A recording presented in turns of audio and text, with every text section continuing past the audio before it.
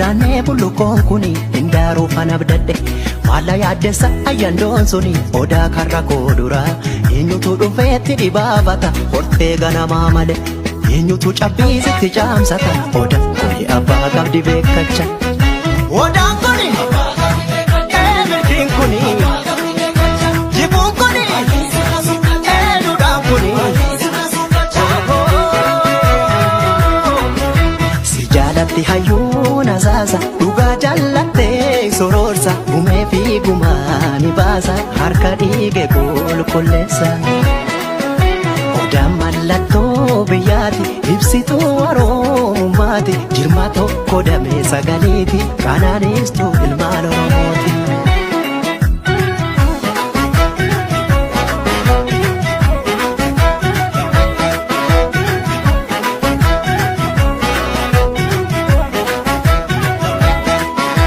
Obsake Ituma difta walalang koton simura Atolake Oda Jarra tokko bugodantu si jala bula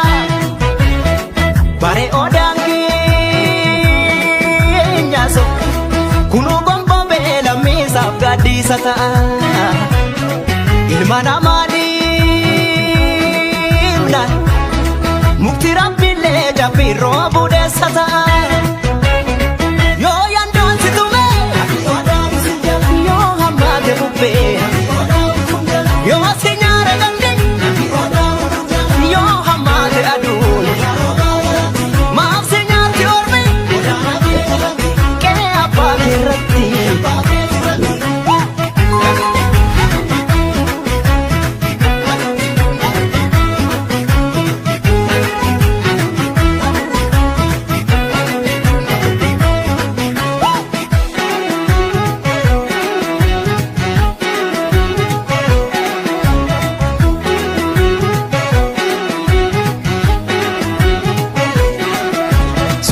Kamii cadde sittin addaatu bullukoon kuni hindaaruu fana bidadhe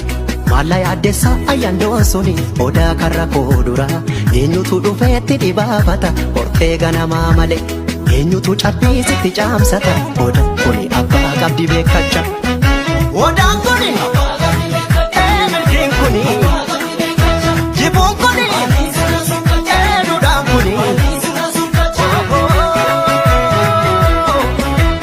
Jaalatti hayyuun asaasa dhugaa jallattee sororsa gumee fi gumaa ni baasa harka dhiige qulqulleessa odaan mallattoo biyyaati ibsituu oromummaati jirma tokko damee sagaleeti kanaanistuu ilmaan oromooti.